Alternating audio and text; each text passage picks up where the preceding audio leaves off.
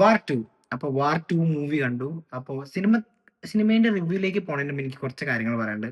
ഒട്ടും എക്സ്പെക്ടേഷനോ കാര്യങ്ങളോ വെക്കാതെയാണ് ഞാൻ ഈ പടം കാണാൻ പോയത്. അതിന്റെ മെയിൻ റീസൺ എന്താണെന്ന് വെച്ച് കഴിഞ്ഞാൽ എന്റെ ടീസർ റിയാക്ഷനിൽ ഞാൻ പറഞ്ഞിട്ടുണ്ടായി. എൻടിആർ വരുന്ന പോർഷനും വിഎഫ്എക്സും കാര്യങ്ങളൊന്നും എനിക്ക് വല്ലാണ്ട് കൺവിൻസിംഗ് ആയി തോന്നിയില്ല. കാരണം ഞാൻ എപ്പോഴും വാർ 1 ആണ് ഒരു ബെഞ്ച് മാർക്ക് ആയിട്ട് എടുക്കുന്നത്. ഈ ഒരു സെക്കൻഡ് ഇൻസ്റ്റാൾമെന്റ് വരുന്ന സമയത്ത്. അപ്പോൾ അതിന്റെ ഒരു രീതിയിൽ എനിക്ക് വന്നില്ല എന്നുള്ള ഫീൽ ടീസറിലേ തോന്നി. അതുകൊണ്ട് ആ എക്സ്പെക്ടേഷൻ വെച്ചില്ല. അങ്ങനെ പോയിട്ട് കണ്ടു. രണ്ടാമത്തെ കാര്യം, കൂലി എന്ന് പറഞ്ഞിട്ടുള്ള ഒരു മൂവി കണ്ടിട്ട് അതിന്റെ ക്ഷീണം മാറ്റാൻ വേണ്ടിയിട്ടാണ് ഇതിന് കയറിയത്. സോ ഒരു രീതിയിലുള്ള എക്സ്പെക്ടേഷനോ കാര്യങ്ങളും വേണ്ട. ഫ്രീ മൈൻഡ് ആയിട്ട് പോയി കാണാം എന്നുള്ള ഒറ്റ മൈൻഡ് ആയിരുന്നു. പോയി കണ്ടു. അപ്പോൾ ഡിപ്പാർട്ട്മെന്റിന്റെ ടെക്നിക്കൽ സൈഡിലേക്ക് വരികയാണെന്നുണ്ടെങ്കിൽ ഡയറക്റ്റഡ് ബൈ അയാൻ മുഖർജി. അയാൻ മുഖർജിയുടെ പഴയ സിനിമകൾ ബ്രഹ്മാസ്ത്ര, അതേപോലെ ജവാനി ഹേ ദീവാനി, ഇതൊക്കെയാണ് നോട്ടബിൾ വർക്ക്സ്. ആൻഡ് ഇത് പ്രൊഡ്യൂസ് ചെയ്തിട്ടുള്ള ആദിത്യ ചോപ്രയാണ്. പ്രൊഡ്യൂസ് ചെയ്തത് മാത്രമല്ല, ആൾ തന്നെയാണ് ഇതിന്റെ സ്ക്രിപ്റ്റും മെയിൻ ആയിട്ട് എഴുതിയിട്ടുള്ളത്. പിന്നെ രണ്ടുപേരും കൂടെ ഉണ്ടായിരുന്നു തോന്നുന്നു, എനിക്ക് പേര് ഓർമ്മ കിട്ടുന്നില്ല. And produced by again Aditya Chopra under his banner of YRF. I mean YRF, എന്താണ്, യഷ് രാജ് ഫിലിംസ്. യെസ്. അപ്പൊ യഷ് രാജ് ഫിലിംസിന്റെ സ്പൈ യൂണിവേഴ്സിന്റെ 6th ഇൻസ്റ്റാൾമെന്റ് ആയിട്ടാണ് വാർ 2 വരുന്നത്. ഇതൊക്കെയാണ് കുറച്ച് കുറച്ച് ഡീറ്റെയിൽസ്.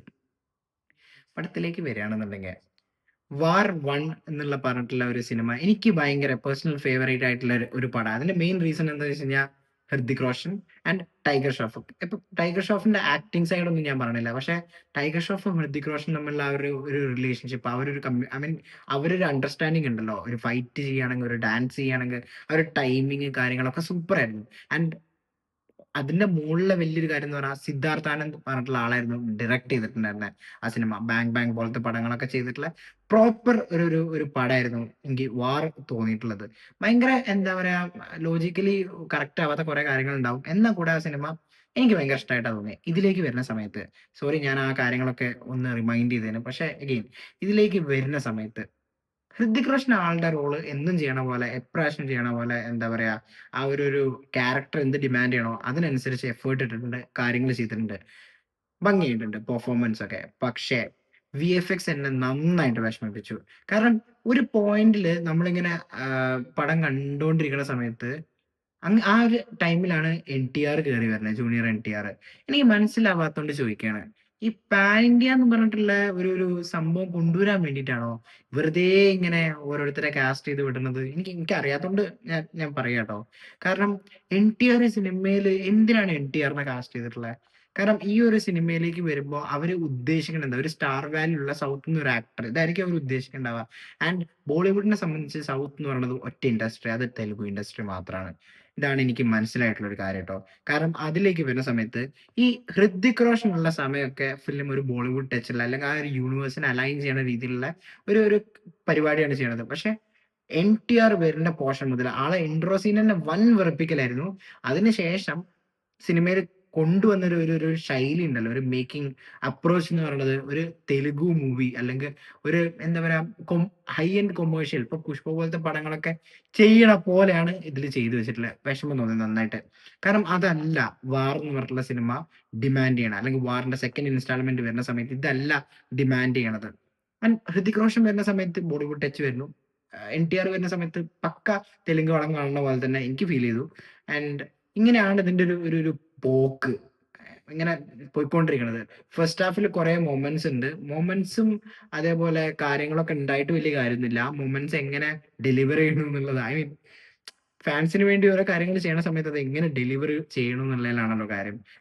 ഫ്ലൈറ്റിന്റെ മുകളിൽ നിന്നൊക്കെ ഫൈറ്റ് സീക്വൻസ് ഉണ്ട്. ഓക്കെ, ലോജിക്കൊക്കെ നമ്മൾ മാറ്റി വെച്ചിട്ടാണ് ഇങ്ങനത്തെ സിനിമകൾ കാണുന്നത്. എന്തൊക്കെ മാറ്റി വെച്ചാലും വെറുപ്പിക്കണേന് ഒരു പരിധിയില്ലേ? ആ ഫ്ലൈറ്റിന്റെ മുകളിൽ നിന്നൊക്കെ കാണിച്ചു കൂട്ടണ എന്താ? അത് കഴിഞ്ഞിട്ട് ഇത് സ്പോയിലർ ആയിട്ടൊന്നും ഞാൻ പറയണില്ല. ട്രെയിലറിൽ നിങ്ങൾ അല്ലെങ്കിൽ ടീസറിൽ നിങ്ങൾ ഇതൊക്കെ കണ്ടിട്ടുണ്ട്. അപ്പൊ ഇതിനെ കുറിച്ചാണ് ഞാൻ പറയണത്. ടീസറും ട്രെയിലറും എന്തായിരുന്നു, അത് തന്നെയാണ് പടം. ഒരു മാറ്റമില്ല. ആ ട്രെയിലറിൽ കാണിച്ച എല്ലാ സാധനവും ഫസ്റ്റ് ഹാഫിൽ വരുന്നു, സെക്കൻഡ് ഹാഫിൽ ഒന്നും കാണിക്കില്ല. ഇടയിൽ സലാറൊക്കെ കയറ്റുണ്ട്. എന്തിനാണ്? എന്തിന്റെ ക്ഷാമം? ഞാൻ ആലോചിക്കണത് എന്താ വെച്ചാ, ഒരു 6th ഇൻസ്റ്റാൾമെന്റ് എന്ന് പറഞ്ഞിട്ട് ഇറക്കണ്ടേന്ന് വിചാരിച്ചിട്ട് ഒരു പ്രഷറിൽ ഒരു പടം ഇറക്കിയതായിരിക്കും വാർ 2 എന്ന് പറയണത്. എനിക്കതാ, പട്ടാൻ വന്നു, ടൈഗർ വന്നു, അപ്പൊ ഇനി വാറിന്റെ സെക്കൻഡ് പാർട്ടും കൂടി ഇടാം, എന്നാ ഒരു ഓൾ ആയിക്കോളും എന്ന് വിചാരിച്ച് അങ്ങോട്ട് ഇറക്കിയ പോലെയാണ് എനിക്ക് തോന്നിയിട്ടുള്ളത്. ഭയങ്കര സങ്കടം തോന്നി. കാരണം വാർ 1 എന്താ, അതൊരു രസമായിരുന്നു ആ സിനിമ കാണുമ്പോ. ഇതില് എൻടിആറിനെ ഞാൻ കുറ്റം പറയില്ല. കാരണം എന്താ വെച്ചാല് എൻടിആറിന്റെ തെറ്റല്ല. ഇത് ഡയറക്ടറിന്റെ ഒരു പ്രശ്നമാണ്. കാരണം ആൾക്ക് എങ്ങനെ ഒരു ആക്ടറിനെ യൂസ് ചെയ്യണം എന്നുള്ളത് മനസ്സിലായിട്ടില്ല എന്നുള്ളത് 100% ക്ലിയറാ.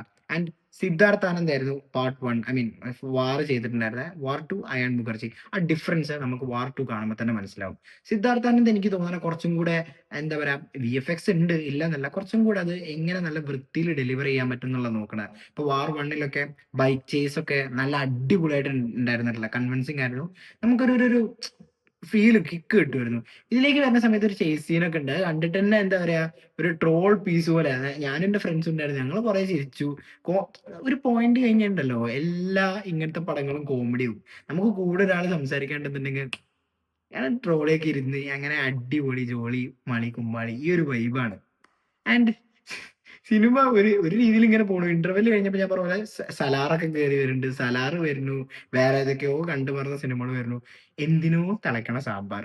അവസാനം അത് എങ്ങനെയൊക്കെയോ എൻഡ് ചെയ്തു. ഇതാണ് വാർ 2. ഒരു രീതിയിലുള്ള പുതുമയോ കാര്യങ്ങളോ ഇല്ല. പുതുമയൊന്നും എക്സ്പെക്ട് ചെയ്തതുമില്ല. എന്നാലും ചെയ്യണ വർക്ക് കുറച്ച് നല്ല രീതിയിൽ ചെയ്യായിരുന്നു. വിഎഫ്എക്സ് ആയിരുന്നു ഏറ്റവും വലിയ villain. Second villain junior NTR. And third and important ആയിട്ടുള്ള വില്ലൻ ആളായിരുന്നു ഫസ്റ്റ് പറയേണ്ട, മറന്നുപോയി. ഇതിന്റെ ഡയറക്ടർ. ഡയറക്ടർ മാത്രല്ല, ഇതിന്റെ റൈറ്റർ ആയിട്ടുള്ള നമ്മളെ പ്രൊഡ്യൂസർ ആയിട്ടുള്ള ആ മനുഷ്യനും ഇത് ഈക്വലി റെസ്പോൺസിബിൾ ആണ് ഈ സിനിമ ഇങ്ങനെ പോയതിന്. അപ്പോ ക്യാരക്ടേഴ്സിനെ ഐ മീൻ ആക്ടേഴ്സിനെ കൊണ്ടുവരുന്ന സമയത്ത് നല്ല രീതിയിൽ യൂസ് ചെയ്യാൻ ശ്രമിക്കുക എന്നുള്ളതാണല്ലോ മെയിൻ ആയിട്ട്. എൻടിആറിന്റെ ഇൻട്രൊഡക്ഷൻ സീൻ മുതൽ ആള് വരുന്ന സമയങ്ങളൊക്കെ സ്ക്രീനിൽ നമുക്ക് ഭയങ്കര അതെനിക്ക് തോന്നുന്നു ഈ ഒരു സിനിമ കാണുന്നോണ്ടായിരിക്കും ചിലപ്പോൾ, അല്ലെങ്കിൽ ഈ ഒരു പടം കാണുന്നോണ്ടായിരിക്കും ആ ഒരു ഫീൽ വരുന്നുണ്ടാവുക. സാധാരണ കേസിൽ ആൾ ഇങ്ങനത്തെ ഒക്കെ ചെയ്യാറുണ്ട്. അതൊക്കെ ചെയ്യുന്ന സമയത്ത് അങ്ങനത്തെ പ്ലാറ്റ്ഫോമിലുള്ള സിനിമയായിട്ട് നമ്മൾ അത് എൻജോയ് ചെയ്യും. പക്ഷെ വാർ എന്ന് പറഞ്ഞിട്ടുള്ള ഒരു സംഭവം ഉണ്ടല്ലോ, അതിനെ ബേസ് ചെയ്ത് പോണ സമയത്ത് കുറച്ചെങ്കിലും ആ ഒരു സിനിമയായിട്ട് അല്ലെങ്കിൽ ആ ഒരു യൂണിവേഴ്സ് ആയിട്ട് കുറച്ചെങ്കിലും ഒരു ഫെയർ ആയിട്ടുള്ള രീതിയിൽ എടുക്കായിരുന്നു. അതിന്റെ ഒരു ബുദ്ധിമുട്ട് മാത്രമേ എനിക്ക് പേഴ്സണലി ഫീൽ ചെയ്തിട്ടുള്ളൂ. ബാക്കിയൊന്നും എന്താ പറയാ നമ്മൾ വിട്ട കേസാണ്, അതുകൊണ്ട് പിന്നെ കുഴപ്പമുണ്ടായില്ല, അങ്ങനെ അങ്ങ് പോയി. ഹൃതിക് റോഷനെ വെറുതെ ഇങ്ങനെ കണ്ടിരിക്കാം. പിന്നെ ഇതിന്റെ നടി വരുന്നുണ്ട് കിയാര അദ്വാനി. ആൾക്ക് പ്രത്യേകിച്ച് ഒന്നും ചെയ്യാനില്ല, ആളുടെ ക്യാരക്ടറിന്റെ തന്നെ ഒരു ആവശ്യം ഉണ്ടായിരുന്നില്ല. പിന്നെ വെറുതെ ഒരു ആക്ട്രസ് വേണമെന്ന് ഒരു റൂളാണല്ലോ, അതുകൊണ്ട് അങ്ങനെ ഒരു ആക്ട്രസ് വന്നു.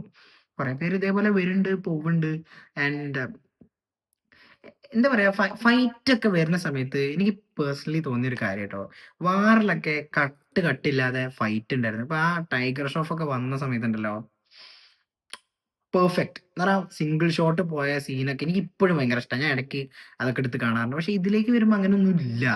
മനസ്സിൽ വെക്കാനോ കാര്യങ്ങളോ അല്ലെങ്കിൽ നമ്മൾ ഓർത്തെടുക്കാൻ തന്നെ ബുദ്ധിമുട്ടുന്ന രീതിയിലുള്ള ഫൈറ്റ് സീക്വൻസാ. കട്ട് വെച്ചിട്ടുള്ള ഷോട്ട് ആർക്കും രണ്ടുപേർക്കും പറ്റാത്ത രീതിയിൽ. പിന്നെ ഈ ഹൃതിക് റോഷന്റെ സീനാണ് കുറച്ചും കൂടെ രസമല്ല. ആൻഡ് എൻടിആർ വരുന്ന സമയത്തൊന്നും എനിക്ക് വലിയ കാര്യമായിട്ടൊന്നും തോന്നിയില്ല. ആളൊരു സാധാ ഒരു സിനിമ ചെയ്യണ പോലെ. എനിക്ക് ആളുടെ കുറ്റല്ല, അത് ഡയറക്ടറിന്റെ ഒരു പ്രശ്നമായിരുന്നു. ഞാൻ ഈ റൈറ്റർ സ്ക്രിപ്റ്റ് എഴുതിയ ആളുടെ ഇതിലൊരു ആവശ്യം ഉണ്ടായില്ല. അതെനിക്ക് ടീച്ചർ കണ്ടപ്പോഴേ എനിക്ക് തോന്നിയത്. വിഎഫ്എക്സ് ഒക്കെ വൻ മോശം തന്നെയായിരുന്നു. ആൻഡ് ഓവറോൾ ഈ സിനിമയിലേക്ക് വരുന്ന സമയത്ത് ഒരു ഭയങ്കര ആവറേജ് ഫീൽ തന്നെ തരണുള്ളൂ. അതാണ് സത്യം. അപ്പൊ കൂലിക്ക് ടിക്കറ്റ് കിട്ടാത്തതുകൊണ്ട് ഇനി വാറിന് കയറിയിട്ട് ആരും കഷ്ടപ്പെടണമെന്നും ഞാൻ പറയില്ല. ഇഷ്ടമുണ്ടെങ്കിൽ നിങ്ങൾ കാണുക, നിങ്ങളെ ഒപ്പീനിയൻ ഷെയർ ചെയ്യുക. ഇത് എന്റെ പേഴ്സണൽ ഒപ്പീനിയൻ ആണ്, നിങ്ങൾക്ക് നിങ്ങളതായിട്ടുള്ള ഒപ്പീനിയൻ ഉണ്ടാവും. So just watch the movie, share your opinions, that's it. And stay tuned for more updates like this. ഇങ്ങനത്തെ റിവ്യൂകൾക്കും പുതിയ സിനിമയുടെ വിശേഷങ്ങൾക്കും വേണ്ടി ചാനൽ സബ്സ്ക്രൈബ് ചെയ്യുക. And stay tuned for more videos. അപ്പൊ അടുത്തൊരു വീഡിയോ ആയിട്ട് വരുന്നവരെ ബൈ ബൈ.